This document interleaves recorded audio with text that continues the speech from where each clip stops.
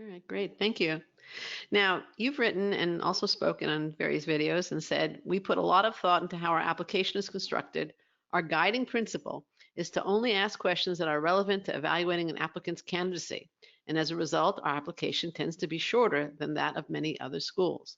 We also try to get the fullest picture of you as possible.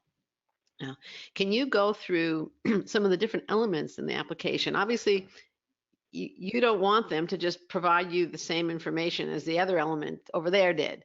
So Right. what is the purpose of the different elements? The resume, your single essay, the video component, the behavioral assessment, which is, as far as I know, unique to Yale. Yeah. You have your recommendations and obviously the interview.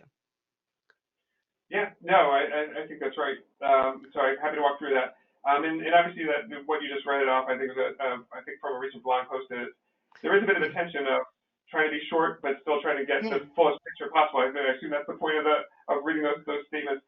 But I think we do walk I think at least I think a good line in the sense that we really do think carefully about what we're asking, why we're asking it, trying not to be redundant or repetitive or ask things that are just for information gathering for other departments or other purposes.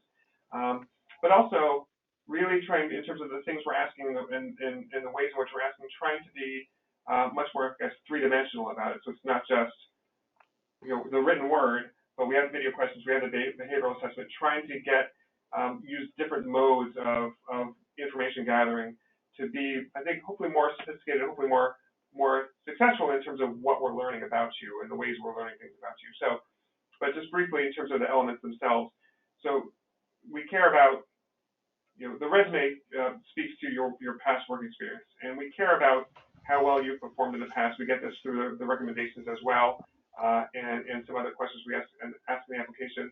And the theory behind it, obviously, is similar to other schools, is past performance will, to some degree, be predictive of future experience. And so we want to bring in people who've excelled in the workplace up till now, looking at the resume, looking at the recommendations, primarily for that. We also ask for your transcript, transcripts for your undergraduate and to the extent you have a graduate studies. And again, the idea is to try to predict your performance here at SOM through your past academic performance. And I would point out that we do every year we do analyze what those outcomes are, both academically here at SOM and also in terms of other metrics we care about in terms of student experience and engagement, career search, not necessarily the outcomes, but how well you, in our estimation, you navigated that process, the career search process.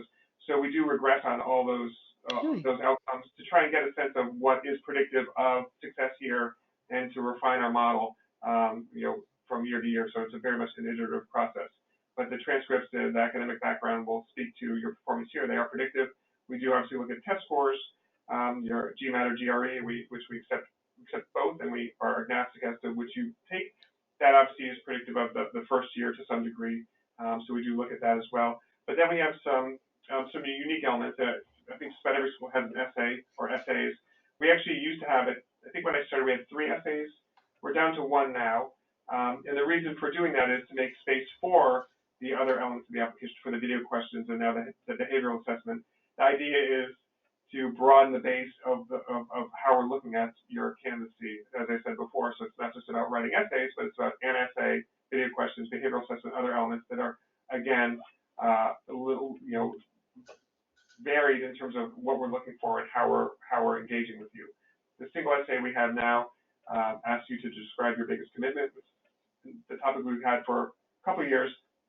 We like it. I don't know if we'll keep it in the future, but we still like it for this year. And the idea is, and we've developed, as I know you know, in conjunction with one of our organizational behavior faculty members who teaches on work, the meaning of work, whether it's a job, a calling, a career. And the idea is that to be successful at Yale and beyond, we want our students and our graduates to be action-oriented. So we ask about a commitment, but we want to know what you've done to demonstrate that commitment. So we're not making valid judgments about what the commitment is, but really looking at what you did in support of that commitment, what actions, what behaviors you demonstrated in furtherance of the commitment. So that's really what we're looking for in the essay.